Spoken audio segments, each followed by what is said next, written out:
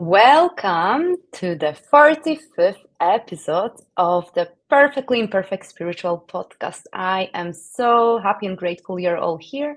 I am Marta, your host. For those who don't know me, I'm a psychic medium, angel card reader, and a spiritual teacher. And I am so honored to be here in the sacred space with you. And before we dive in, if you're watching this on YouTube, please make sure you subscribe, like, and hit that notification bell so you never miss an episode. And if you're tuning in on audio, remember this podcast is also available on Spotify and Apple Podcasts, so you can listen wherever you are. And if you feel called, I would be so grateful if you'd leave a review. It really helps reach and inspire even more beautiful souls around the world. Okay. I want to start today's episode with something deeply on my mind and in my heart. I wish we lived in a world where we could fully, unapologetically be who we truly are, without fear, without judgment, without consequences that threaten our livelihood, our safety, or our sense of belonging. A world where mediumship, intuition, psychic abilities, the soul's language, were treated with the same respect as science, logic, and all the tangible things we can measure. Because mediumship is everything. It's the language of connection, of healing, of remembering who we truly are beyond the masks, the job titles, the codes of conduct, and the systems that sometimes tell us we have to stay small or silent. I believe that our connection to spirit is just as valuable, just as real as anything we can prove in the physical world.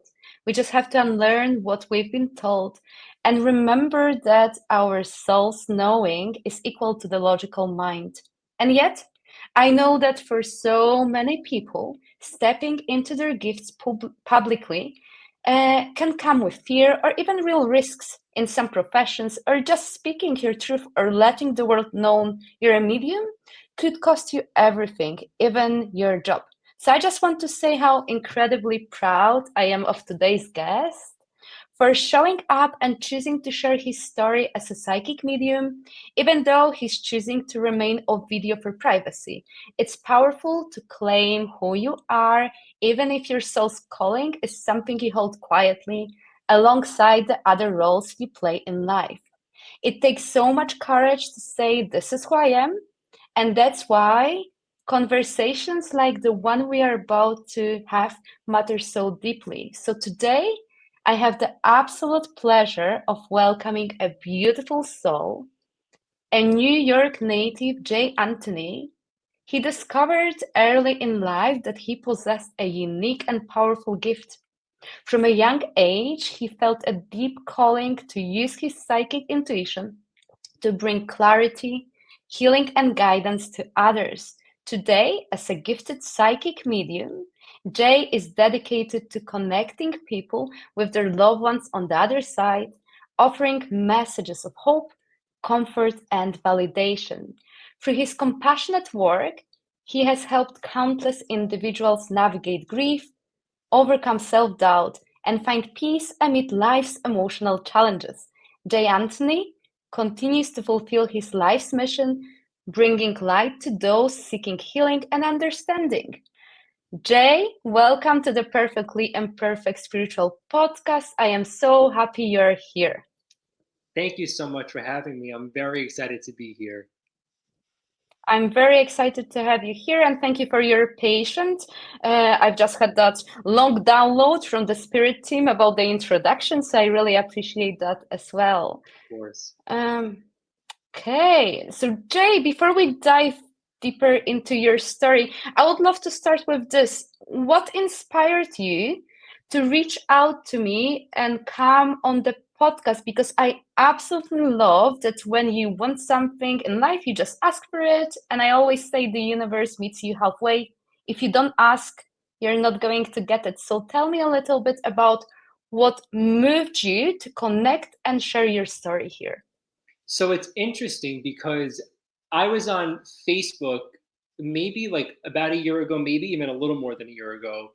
And I don't know if I saw somebody who I follow that listens to your podcast, but your podcast showed up on my Facebook. And obviously, I'm, always so interested when I see something about psychics and mediums and whatnot. So I listened to it and I just, I loved it, And then I followed up, from there, and I listened to more of your episodes. And then this was before I started reading, to the public. Mm-hmm. And then once I started reading to the public, and I was still listening to your podcast, it always kind of was in the back of my head, like, maybe I should reach out, maybe we could connect, maybe we could talk, maybe I could, be a guest, whatever. And so yeah, I just like one day I just did it. I was like, oh, what's the worst that could happen? Like, she says Yeah. no, or it doesn't happen. Like, no, I agree. You just got to put yourself out there. And so that's what I did. But yeah, it all started from me coming across you on Facebook. Mm-hmm. Thank you for sharing it. Yeah. And to anyone who's listening or watching it, like I get so many no's, whether uh, in terms of me inviting people to the podcast or whether I want to. Well, I'm not even talking about my spiritual job. Like the worst people can tell us it's no, and then we learn and we move on. So, yes, Right. absolutely. So, can we start first about your maybe early life? Well, you mentioned discovering your gift early in life. So, could you take us back to your childhood? And what were some of those first moments when you realized you were sensing, knowing things maybe differently from other people? Yeah, absolutely. Um, when I was a kid, I was a very nervous child, and I remember being a kid and always feeling that there were like people around me and that I was constantly being watched. And that's why I was so fearful as a child. But being so young, like I didn't know how to really like articulate that, And I didn't know what a medium was. I didn't know what any of this stuff was. But I constantly felt like this presence around me. And everybody kind of chalked it up to me just like kind of being the kid that was like afraid of his own shadow, which I Mm-hmm. was, but it wasn't because like these scary or like traumatic things happened to me. Like I genuinely felt like, again, there were just constantly people around me.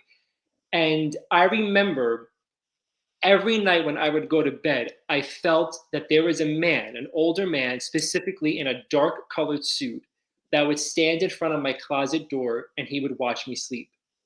And it scared the crap out of me, if I'm being honest. Mm-hmm. And I remember, like, I said this to my mom, and my mom has always been very, like, accepting and open to all things spiritual and psychic mediums and whatnot. And I was like, Ma, I don't know what it is. Like, I just feel there's this man and whatever. And when I told her, I felt he was in a dark colored suit, she says, oh, don't worry. That's just my grandfather, who was my great grandfather. Now, I never met him. And it turns out Mm-hmm. he had died a long time ago, but he was actually buried in a navy blue suit. So there's the dark color. So it was things like that. And then, as I got older and, then I discovered what a medium was. But I always, again, like I had these feelings of, you know, um, things that I felt were going to happen, or, just like even reading people, like, I didn't get a good vibe from this person, or, I felt two might break up, just things like that. And sometimes I would express it. Other times I would just kind of keep it to myself and then just see how it played out. And I noticed that what I felt and the things that I said ended up coming true. And that's when I started piecing it together myself. Like, okay, maybe I do have this little bit of an ability, maybe, these people that I feel are actually spirits on the other side. And then when I was about 17 or 18 years old, I had gone to a medium for the very first time. And she said to me, you have this ability. She goes, I don't know if anyone has ever told you before, but you have this gift. And she's like, you need to be doing this because your ability is so strong. And in my head, I'm like, yeah, okay, whatever. But she was like, Mm-hmm. do you find that you feel this way? Do you find that you notice this? And I'm sitting there and I'm like, yeah, yeah. Mm-hmm. And she's like, you are a medium. Like, this is what a medium is. So she kind of, I guess, validated things that I had felt prior to me going to her. Mm-hmm. Because, I don't think, I mean, I'm just speaking for myself. Like, I never looked at myself like, oh, I must be psychic or I must be a medium. I think when Mm-hmm. I was younger, it was like, oh, it's just like coincidental. But then it's like after a while, it's like these are a lot of coincidences. Mm-hmm. So this medium that I went to, she wanted me to practice, and she's like, "What I want you to do is I want you to sit down, and I want you to just get a pen and paper or a pencil and paper, and I want you to like she called it meditating, but it's not like meditating like yoga meditation. It's just like practicing and tapping into your ability." And she said, I just want you to see what comes to you, whether you feel a presence come, a spirit come through, Mm-hmm. get a message, whatever it is, write it down. And so I did that. And a couple of months after I had done that little practice, I kept that piece of paper, and I noticed so many things had come out. And I'm talking like I predicted my grandfather's death. I picked up on, a falling out between relatives, so many things. And that was when like it hit me like, okay, this is something that I have. And then from there, I continued to practice it. And I again, I'm in my late 20s, so I'm a little further away from 17 years old now. And I only started reading to the public just like about a year ago, because once I started practicing it, I knew I had it, but I lacked the confidence, like, and I was Mm-hmm. afraid to like read people because I didn't want to disappoint them. I didn't want to tell them things that maybe would upset them, whatever.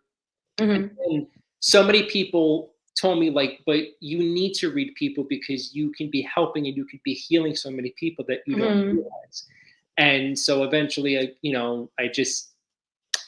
bit the bullet, and I started reading people. I mean, I practiced on like, friends of friends, my siblings, coworkers and whatnot. And then just like it all kind of became like word of mouth type of thing. And now here I am. But yeah, like that's really how it started, and like I said, it was just, I mean, even now, like I know what it's about. I know I'm a psychic. I know I'm a medium, but the feelings and feeling that presence, like, I mean, it's still there. As you know, like it's continuous. It never stops. It never ends. Mm-hmm. I love it. I'm wondering, did you get a sense of relief when you stepped into your purpose, when you allowed yourself to, well, work as a psychic medium? Like from the moment when that psychic medium told you you had those abilities, and then you did that exercise and things came true, and then like you started reading for other people. I'm curious, how did it make you feel? It made me feel definitely more reassured. And I can tell you another story about, something that really helped me out a Yes, lot. please. It's kind of not a sad story, but so I used to smoke, not like a chain smoker, but I smoked. And, it never scared me. I never cared. Like, I think I always kind of smoked, like, with the impression of, oh, I'll quit one day, whatever. But Mhm. I knew my grandmother died from lung cancer. And I knew one of her sisters died from lung cancer. But still, knowing all that, I still continued to smoke. And it was about 3 years ago. I just like randomly just got like this sudden like surge of like bad anxiety. I don't know, to Mhm. this day, I don't know where it came from. It just, when I tell you like it was like a switch just went off, that's what happened. And I Mhm. kept getting these feelings of like smoking and lungs and health and this and that. And I started freaking myself out. And I was like, oh my God, I'm gonna get sick. I'm gonna get sick. So I quit smoking that day. Mhm. And I kept getting these feelings, and I kept, like anxiety, like it's really like a domino effect, because it's like that one anxious thought comes to your mind, and then in my case, I just like spiraled, and it just went out of control. And I'm talking Mhm. like it like changed the person that I was. Like I remember like just I was so quiet. Like I was just so engulfed in this negative thinking that I couldn't shake it. I wasn't working at the time. So it was like I would wake up, first thought that came to my head was like my usual anxiety, and it would just stay with me until the minute I went to sleep. And it was all day, every day. And this went on for Mm-hmm. like months. And finally, my mom was like, "You need to stop." She's like, "You're being ridiculous. You're fine." Then I was panicking that something was going to happen to her. She's like, "I'm fine." Mm-hmm. So again, she's like, "I want you to sit down and I want you to practice and I want you to see where these messages are coming from." Because I had, in those months that I was struggling with my anxiety, I really stopped practicing. Again, I wasn't reading to the public, but I had stopped practicing and doing my own exercising for this because I was just so like fearful. Mm-hmm. But I sat down, and I actually sat down with my mom and got my pencil, I got my paper, and I started to write, and I started to get my messages. And the first thing that came to me was something with the heart. So I wrote it down, and I said, "I don't know, I feel like there's something around somebody's heart, something's going to get discovered." Okay, fine. Then it led to the chest, and I says, "Well, I feel like something's going to be discovered from this heart, whether it's lung, it's something in the chest Mm-hmm. area." Didn't feel it was about me, didn't feel it was about my mom, didn't feel it was about anybody else in my Mm-hmm. house. The very next day after I did that, my mom gets a phone call, and she finds out that her uncle had passed out and was rushed to the hospital. They found fluid around his heart, and when they were doing the scans, they found a spot on his lung, and he was Mm-hmm. diagnosed with stage 4 lung cancer. And when I found that out, it like all clicked, and it just hit me like, Mm-hmm. this is what I've been picking up on. As sad as it was, and as sad as it still is because he's still alive and he's still sick, you know, it was like, that's what it was. That's what I was fearing with the smoking, and that's what I was getting with the heart, and that's what I was getting with the lungs. You know, I'm not saying it made me feel good, but because I was sad to know that, my uncle was sick, but it was like, it helped me make sense of all this. And if anything good did come out of that, I mean, I stopped smoking, so that's Mm-hmm. over. But yeah, so like when I tapped into it, and it was really that, because that was right before like I really, I guess, kind of became more serious about this, and I was like, Mm-hmm. I want to be able to help people. I want to be able to give people these messages, and offer Mm-hmm. any sort of, whether it's advice, whether it's closure, whether it's just guidance, because that was so, it was almost as if like I needed to, again, as bad as it is, I needed to kind of get that news about my uncle for me to feel better and more confident about my abilities. Mm-hmm. Thank you for sharing. Would you say that the anxiety that you experienced was to do with you sensing the spirit world? Yeah, absolutely. I think, and again, like even going back to my childhood, like I think the anxiety was coming from the spirit world because I just didn't know what it was. Like I said, Mm-hmm. I was feeling these people around me, and I was like, well, I feel them, but I don't see them. I mean, even Mm-hmm. now, like when I read people, I don't see, and I make that very clear to them. Like it's not like I'm gonna see somebody come in the room. I feel the presence. They send me their messages, but I don't physically see spirit. Something I don't do. Mm-hmm. And for anyone who is experiencing anxiety or maybe has a degree of awareness that it might be coming from the spirit world, or maybe not, what advice would you give to those people? Like any simple tips that helped you to harness your anxiety? I mean, definitely talk it out. I mean, looking back on it, I probably should have like gone to therapy because I definitely was in a bad place. Just like because I was so, again, like I was home all day. I wasn't working. Like I was just with my own thoughts, and it probably would have done me good to talk to someone about it.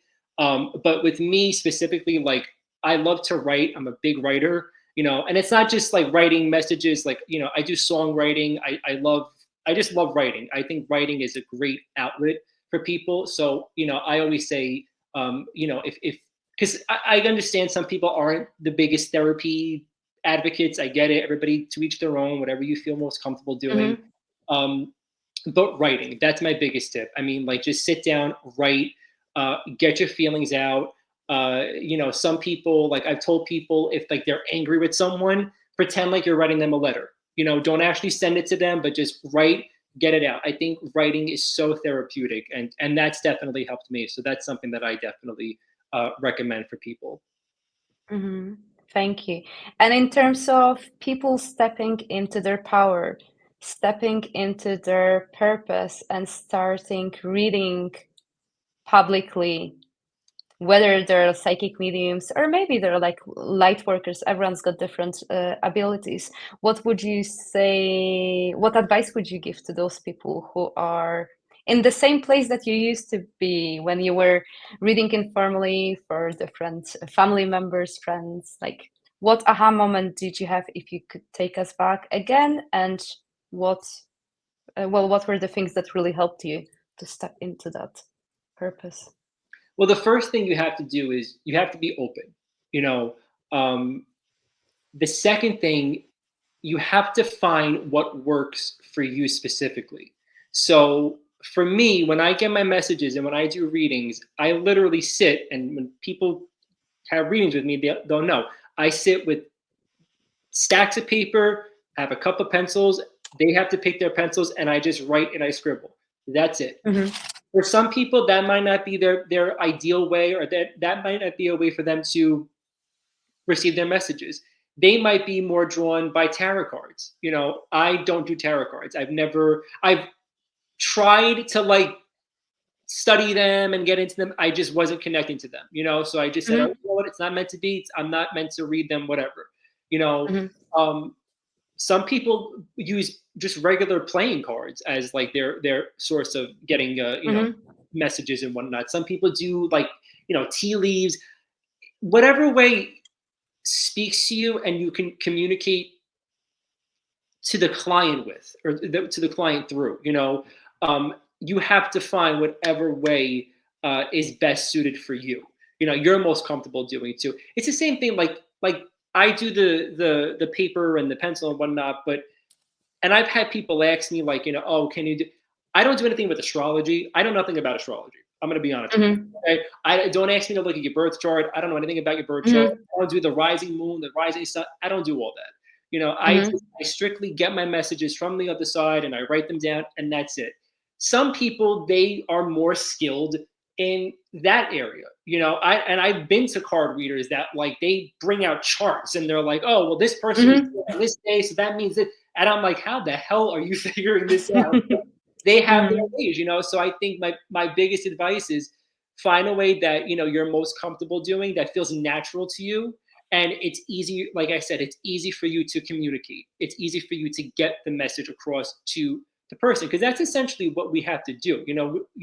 We can only get so many messages for ourselves, and I think you can, speak on this. Like, it's different. We can't read ourselves. A psychic cannot read themselves the way they can read a stranger or a client, whatever you want to call it. Mm-hmm. So you have to find what works best for you, because if you're not comfortable doing the reading, then the person on the receiving end is not going to be comfortable getting the reading. You know. Mm-hmm. Yeah, I completely agree. And something that has popped into my mind right now is that, well, no matter what divination tool, no matter what you're using, just remember that those messages are just flowing through you, and this is just part of that process. And I remember when I first opened up to the spirit world, I didn't use any cards. And then very quickly, there were other people who were using tarot cards, oracle cards. And I had that thought, that would be convenient because I would be able to not develop my trust in the spirit world. This was in that moment when I was still doubting that it was all real. And then I thought, oh, I can use some cards. But then what happened is that those cards were disconnecting me from getting messages. So the spirit team, my spirit guides were very, very clear. And for the first couple of years, I didn't use any cards. And then they brought them and they said, okay, you can use them. And it's only during the last year that I started doing Astro Tarot cards, because people here in the UK where I am, they love tarot. But I've never been guided or drawn to study tarot because I believe in tapping into the source energy. And then people have been asking, can you read tarot? And I'm like, yeah, I can, because I don't adhere to a booklet. I basically do maybe something similar. You might disagree, like you get a pen and paper, like I scribble as well. But when I pull a card, I I think it serves its purpose. It basically enhances the energy, and I still set an intention that I am communicating with the angels or with people's spirit guides, and then I still hear the messages. So that's how I read. Yeah, and it's like I know a card reader that she says like she does tarot cards, but she gets her messages the same way you do. Like she doesn't look to the tarot cards and interpret whatever that card means. Like she says like the tarot cards for her are basically just like a decoration. Like it's just something for the people to see, like, you know, when they come for a reading, you know. But she's getting her messages the same way that you and I were just hearing it, you know. But she's just using the tarot cards as just like, oh yeah, like, you know, as just for a display. Mm-hmm. And it can definitely magnify the energy. Well, I don't use crystal balls. I was gifted one, but I've never been drawn. But it's the same with the cards. Well, it can do something. And sometimes what I love about the cards is that, because what I'm sure you will be able to relate, or maybe not, is that at the core of what we do is we want to empower psychic mediums, our clients, to be able to tap into their intuition and to find their own ways in terms of how they can communicate with their loved ones, and in terms of people being able to communicate with their angels and guides. When my clients get a card, then they're able to see something visual, and they might start writing down like keywords or like messages. And sometimes it's just such a beautiful way of people beginning their connection with the spirit world. Well, I'm curious about your journey and how do you empower your clients to connect with their loved ones? Well, like I said, you know, I always tell them the biggest thing: be open to receive, be open to hear, be open to see, um, and look for the signs. I mean, I'm big with signs. Like, and again, a sign for me might not be a sign for you, you know. And I've read people, and I've gotten the most like not crazy, but just the most like random, like, you know, what's with like a unicorn? Why is your grandmother showing me a unicorn? Why is this, you know? So again, I don't have a connection to that, but the people, the clients, they do, you know. So to whether they are a practicing, or, you know, if they're trying to tap into their own psychic medium intuition, or whether they're just looking to get, you know, some sort of sign or some sort of message from the other side, you know, I think the openness is the key, you know, because I think there's so many things that we just miss, you know. And again, it's not a coincidence. Like, you know, if you go out and if you see like your angel numbers, or if you go out and you see a feather on the floor or a penny on the floor, like, it's not a coincidence. You know, they know when to come to you. You know, they know when to speak to you. They know when to get through to you. You know, and it's our job to be open and to listen, you know, because we have to, you know, then when we get that sign, we have to tap into, okay, what's going on? Like, are they trying to, you know, warn us about something? Are they, you know, do they know kind of like I'm really upset about something, or I'm nervous about something? Is this their way of just like, you know, telling me to calm down? Like, that's our job, you know. And that's just what I tell people. You know, it's it's not hard to receive the signs. It's not, because I believe our spirits, you know, spirit guides, they are constantly revolving around us, you know. But again, there are the people that are so closed off to receiving those signs. There are the people that are so closed off to receiving messages from, you know, people like you and I. And that's fine. I'm not here to make people believe in, you know, like you don't Mm-hmm. believe in what I do. That's fine. You know, I'm not going to force you to. Mm-hmm. But, you know, when you get that sign from your mom or your dad or your grandparents, you know, just don't ignore it. You know, like, that's just their way of, you know, they want a little attention. They want to be noticed, you know, and that's all I want from people. I just want people to be open enough, because they don't have to come to a psychic or a medium to receive the sign.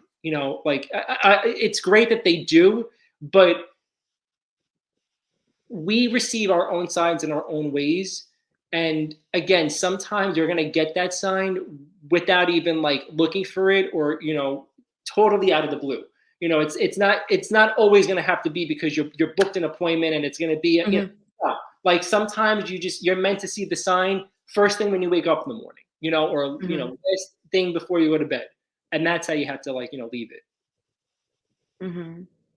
Could you talk a little bit or a lot about your own relationship with your spirit team, with your loved ones, angels, guides, and how has that connection evolved? And maybe share a couple of signs or symbols, anything that you would like. Yeah. So I actually, I'm going to sound crazy, but this is just how I feel. Oh, no. Not here, not here. So there's not a lot, but there's more spirits from my mom's family on the other side than my dad's family. Okay. And I have never met my maternal grandmother, my mom's mom. Like my great grandfather, they actually died a day apart. Okay. And so I never met them. The aunts that my mom's aunt that passed away, I was only like 2 when she died. So, I don't remember her. Very few relatives on the other side that I remember, and like I was, around for their deaths and whatnot. But I always say I feel so close to them, and I feel they're so close to me that, and this is the part that's gonna make me sound crazy. Like I almost feel sometimes like we're just hanging out, like that's genuinely how I feel. Like, there are times I feel like I don't even need to get a sign from my grandmother or my aunts or because I know so strongly that their presence is here. Like they're in this house. They're with me. They're around my family. Like I know it. You know, but we all have our own, like I said, our own unique signs that represent loved ones. For me, the hawk, the bird, the hawk is a symbol of my grandmother. I actually have it tattooed on my arm. A ladybug is another symbol for someone on the other side, and I have that tattooed on my other arm. Cardinals represent my grandfather.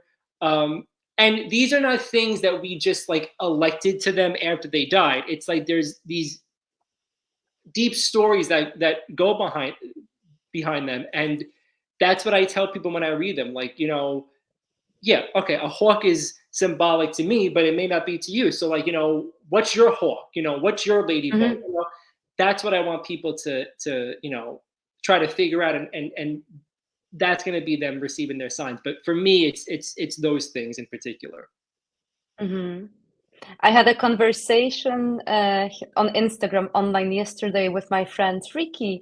It was her mom's death anniversary 2 days ago, and she was sharing that beautiful story about various. Well, she gets rubber ducks for like her mom keeps sending her rubber ducks, and I shared that like my mom, it will be her 3rd death anniversary in October. For the first two years, she has not been sending me those signs because I can relate to what you've been saying. I could feel her presence. Well, I see her and hear.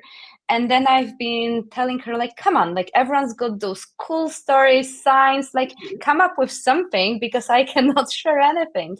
And this is when she started being playful. And now she keeps showing me Tina Turner songs, and she interferes not only with my playlists, but with anyone who's around me when I don't listen to her. And people text me, Marta, start listening to your mom because we can't listen to Tina Turner anymore. Which is fun. But no, it's you've got the point that not always our loved ones will be sending big signs and symbols. Sometimes it's that feeling and the awareness that they are around us. And it's equally as important as those signs and symbols that sometimes we ask for, but sometimes it's also the other sign that chooses. Yeah, absolutely. And like I say, you never know when you're gonna get that sign.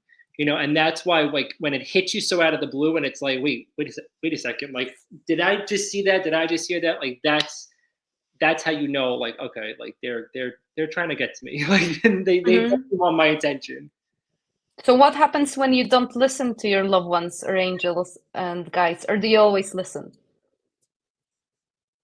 No, I try to always listen. I mean, for the most part, um again, I not that I can read myself, and it's difficult to read people that you're close to, and as you know, but you still nonetheless get those feelings and you get those messages. And I mean, in my experience, I've never shut out any spirit that's come through, whether it's spirit guides of my own or spirits of people, clients that I'm reading.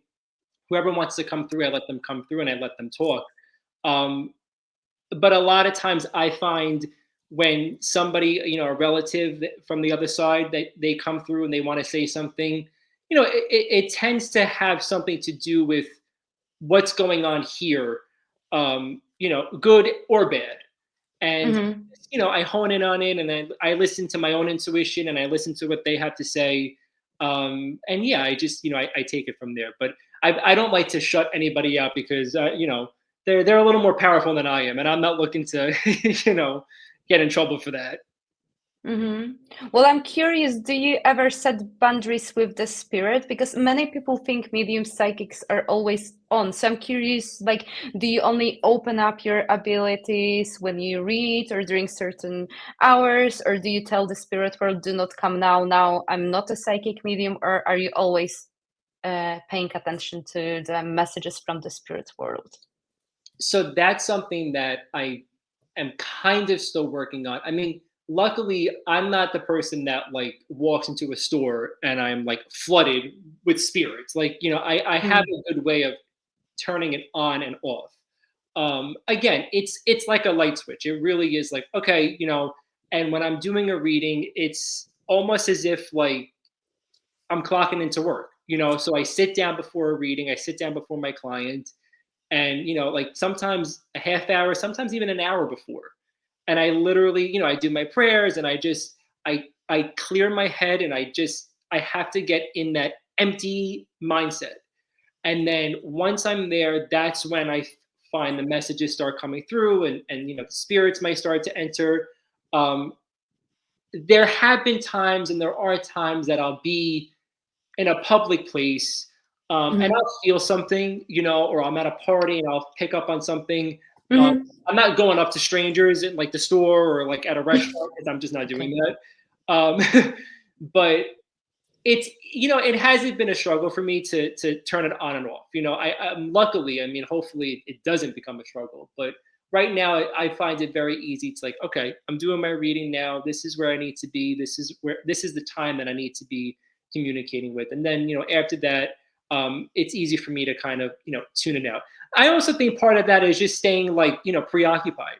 Mm-hmm. When I'm out and about, like, I'm socializing, I'm talking, I'm having a good time, or, even if I'm home, like I'm listening to music, I'm writing, or, I'm not sitting in a space where my head is like clear enough to start listening or to start tapping into, the other side. Mm-hmm. Because you need to be, empty minded to do it, because you need to be able to focus and to hear and to listen to what the spirits are trying to tell you. Mm-hmm. And could you talk more about, well, how do you empty your head? Because, well, especially for those who are always on the go and busy, as you've mentioned, in order for us to be able to hear the spirit world, we need to create that empty space. Like, if you can talk a little bit about how you prepare yourself for readings, anything about your prayers, any rituals, anything that you'd like to share that might help someone to strengthen that connection with the spirit world. Sure. So for me specifically, I need it to be totally silent. I can't have any music. I don't like any background noise whatsoever. That's just me. Some people may like a little music. I don't. For me, music is distracting. I'm such a music freak that like the second I hear a song, I'll start singing to it, and then like I'll forget all about tapping in. So that's step number one. I usually light like a little candle. I just kind of like, again, calm myself down. The first thing I do before anything is just I say a quick prayer, and I'll just ask to, clear my mind, clear my head of any thoughts. And I'll ask the spirit guides to come through and pass along any signs or any messages that I am deserving and I am worthy of receiving in this moment in order to deliver to my client, and that's what I ask of them. And sometimes I'll just keep saying it over and over and over again. I like Mm-hmm. repetition. That's just the kind of person that I am. And I'll just keep saying it until I feel like, okay, I'm in that zone. I'm in that, headspace. Um, the clearing the mind part, that was a struggle for me because of just the kind of person that I am. Like my mind is always just going like a mile a minute.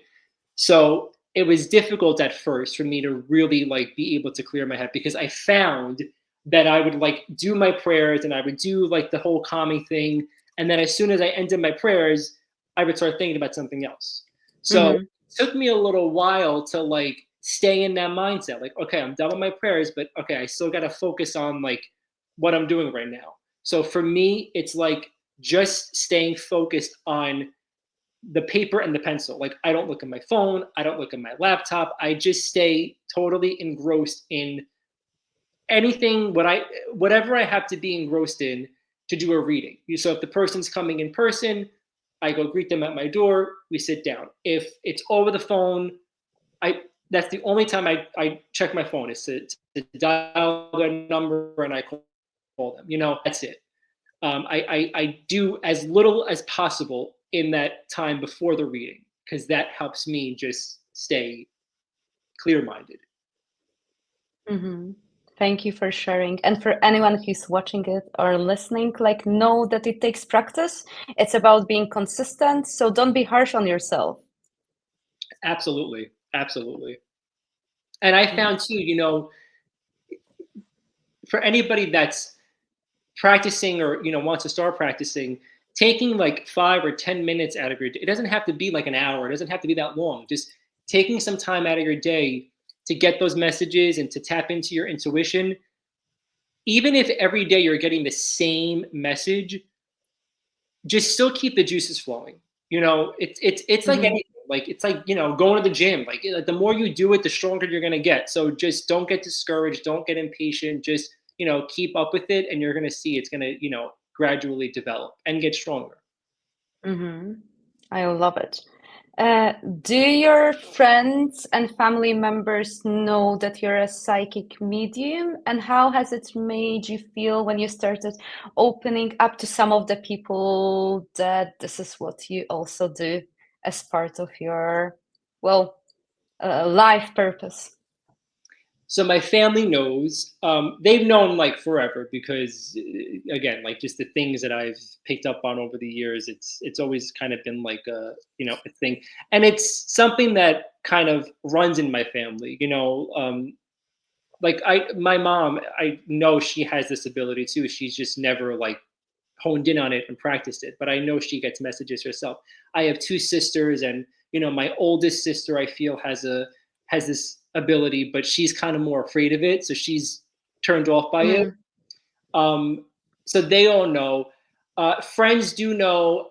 I didn't make it as public to friends because like listen, it's something that I think comes with a lot of judgment. mm-hmm, Being so young at the time, like I didn't want people to think I was like weird. I didn't want people to think that I was just like full of crap, like, oh yeah, like he thinks it's a psychic medium. And I mean, now I look back and that was stupid of me. Like, I would have. I'm the first person to tell anybody, like, who cares? Like, just you are who mm-hmm, you are. But I don't know. Like, I was more hesitant to tell people because I didn't want to be looked at as like, I guess, crazy. Um, mm-hmm, but I do keep it private too because of my job. Where I work, like mm-hmm. nobody there knows.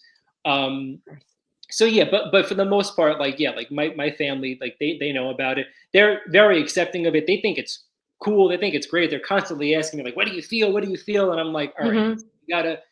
you gotta work with me a little bit. Like I feel what I feel, but you gotta give life a chance to happen. You can't ask for a reading like every week. You know what I mean? Um, and then like I feel that there are relatives that maybe believe in it, and they might even think that it's kind of cool that I can do this, but they just don't want to maybe admit to that. There are a lot of people that are skeptical, but they're not skeptical because they're, like anti this stuff. They're just skeptical because of their own, kind of fears and Mm-hmm. nervousness. And I totally get that. Like it's crazy. Like it is a little weird that we're able to do the things that we do. And I totally get when people come in for a reading and they're nervous, and even how I conduct my readings. I mean, like anybody who has a reading with me, they'll tell you like how I have a reading is how I talk to you during my readings. It's like how I would talk to you if we were sitting downstairs, having a cup of coffee. It's very Mm-hmm. casual. It's very conversational. And I do that intentionally because I want people to feel comfortable. I don't want them to be so, tense. I make it very clear to my clients beforehand that I'm very blunt and I don't sugarcoat nothing. Like whatever I see, I Mm-hmm. see. Um, I curse a lot during my reading. Is like it's there's nothing put on. Like how I talk is how I talk, whether I'm giving you a reading or whether we're just having a conversation.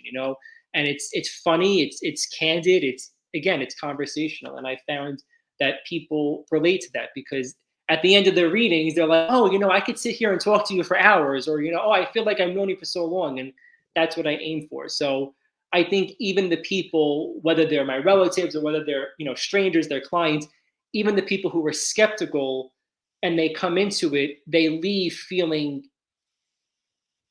more comfortable because there was no judgment, there was no kooky, like I'm not Mm-hmm. casting a spell on anybody. Like it was just like, no, this is what we're doing. Like this is what I'm getting, and that's that. But it's been good so far. I mean, I haven't gotten a lot of flack yet, so hopefully I don't. Mm-hmm. And in your experience, why are people scared to have psychic mediumship readings? I think one of the reasons being, there are people that come in and they're scared because they don't know what they're going to hear, and like I've had people that come in and they say, I don't want to hear anything about health, and Mm-hmm. I respect their wishes. So if I get a message about someone's health, I don't tell them, you know. So I think there's Mm-hmm. the fear of they don't know. It's the fear of the unknown. They don't know what their future holds. They may have their expectations too high, like, oh, I really want to get engaged, but maybe he's going to tell me that I'm not going to get engaged, like something so Mm-hmm. silly like that. Um, and then I think there are people that just get like freaked out by people like us being able to communicate with the dead. Like if you sit and really talk about, like if you say it out loud, like it does sound crazy. Like I'm able to get messages from like my grandmother that died Mm-hmm. in 1983, someone that Mm-hmm. I've never met before. Mm-hmm. Like it is a little weird to think about that, but it's not weird to me, but I can understand why people find that weird. And I think that kind of scares people. But again, like we're not here to scare people. We're just here to help. We're here to heal. And I make it my number one priority to make people feel, the utmost comfortable when they're getting read by me, because it's, again, I'm not here to scare anybody away. Mm-hmm. And how can people prepare themselves before the reading? What advice would you give to those who are planning or maybe will be willing to have their first psychic mediumship reading after listening, hearing to this conversation? Oh, well, I hope they do. Um, to prepare, like I said, always be open. Um, I always tell people too, if there is a spirit on the other side that you're hoping comes through, I can't guarantee that person will. I don't call to Mm-hmm. whoever wants to talk, whoever wants to come through, I let them Mm-hmm. come through. And sometimes like they get that person, and then sometimes I'm like, oh man, I wish my dad came through. But sometimes like the most random people come through. Whoever Mm-hmm. wants to talk that day, they're gonna talk. Um, Mm-hmm.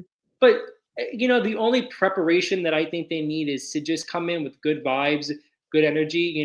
If they have their questions, they're always free to ask their questions to me. At the end of the reading, I always, I'm open to anything.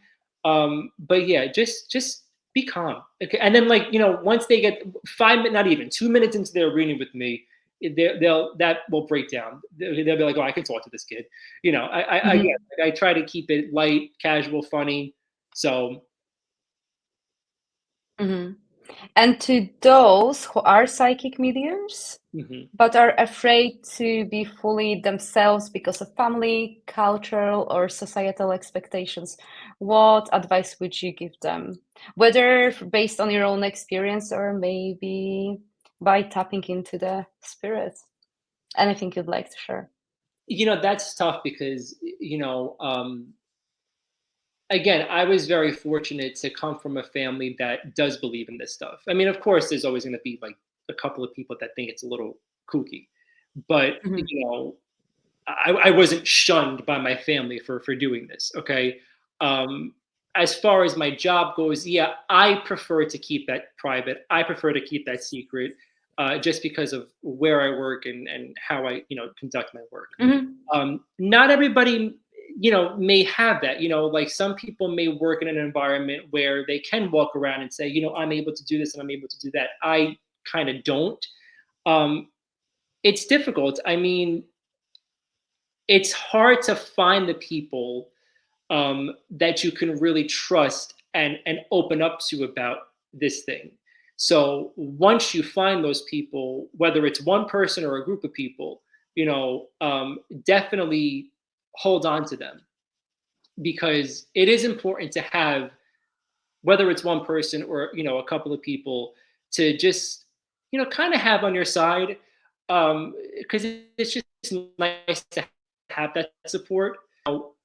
But I would definitely say, like, don't let that hinder anything. Like, just because you may be surrounded by people that don't support it or don't believe in it, don't let that stop you from tapping into it. Don't let that stop you from developing it and allowing it to flourish, because it really is a great thing to be able to help and to receive, because you don't know what you could be doing for somebody else. The message that you get, uh, it could make someone's day. I mean, it could save someone's life. So it's not Hmm. something that I think you should definitely like just turn off and be closed off to it.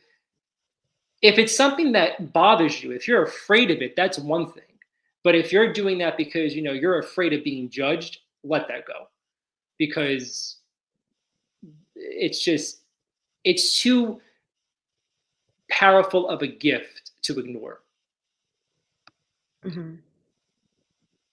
What's one truth you hold about the universe that gives you comfort during difficult times? One truth. Oh, I'm a Mhm. very big everything happens for a reason person. And that's just how I go through my day to day. Like from the biggest, larger scale things to the smallest scale things. Like I'm talking like if I spill coffee on my shirt in the morning and I'm like, okay, I wasn't meant to wear this shirt today. Let me go upstairs and change. Mhm. That's how I get through my day.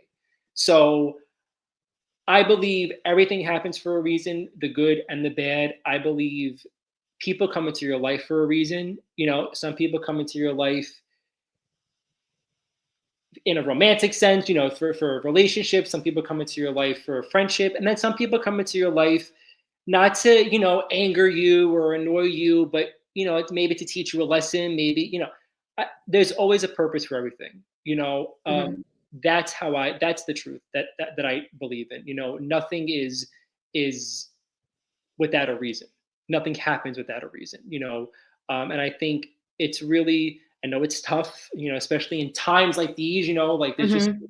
madness and craziness going on in the world, but it really is our job to just find any bit of light, any peace, any happiness, in whatever way that means for us, and everything and anything that goes on in our lives. I mean, from the craziest, the scariest, the most depressing Mhm. things, you just have to find whatever makes you happy, because life's too short. You can't live in fear. You can't live in that dark negative space. So just find light, find peace, find happiness, find good people, and just live, just exist. And what and Mhm. As long as you're not hurting nobody, you're not doing anything wrong. Hmm. What brings you joy in everyday life? Because I truly believe it's so important to talk more about raising our vibrations because, yeah. Well, and as you've mentioned, happiness, it's everything. So maybe, or if not maybe, I'm sure you are going to inspire our listeners and viewers by sharing, well, something that brings you joy, and maybe you have some hobbies or passions that ground you. I think that's equally important. Well, doing this brings me joy. I mean, I do love, working as a psychic medium, because I don't, not that I consider it work, but it's just, I do love being able to help people. Um, Aside from that, what brings me joy, what brings me happiness, like I've said before, I love music. I'm constantly listening to music. That's what I wanted to do all my life. I thought I'd be, working in music. I thought I'd be living in California by now. Like I thought I had Mm-hmm. this whole different life going on. Um, but again, everything happens for a reason, and that didn't happen. So, Mm-hmm. but yeah, that brings me joy. Writing, family, friends. I live a, I don't live a very crazy, adventurous life. I'm kind of a boring person, if I'm being honest with you. But I like it that way. Um, I am very easy to entertain myself. I'm not, and I've never been someone that needed to be like in the big clique, in the big group. Like, I'm pretty much a loner, and I do like that.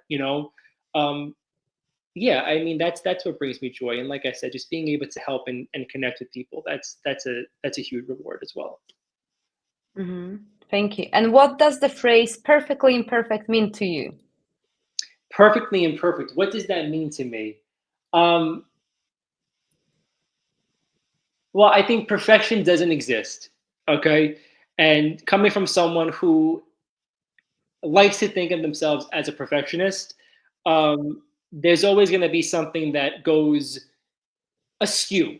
You know, Again, we have to find the good and the light, and once we do, no matter how bad, no matter how imperfect it is, as long as we're still living and breathing, life can't be that bad. And for me, like I know people, like I've lived a very charmed life. I've had a great upbringing. I live in a beautiful house. I have a good, like I'm very aware of what I have. Um, but of course, there's always things that people wish they had, and things were different. That goes without Mm-hmm. saying.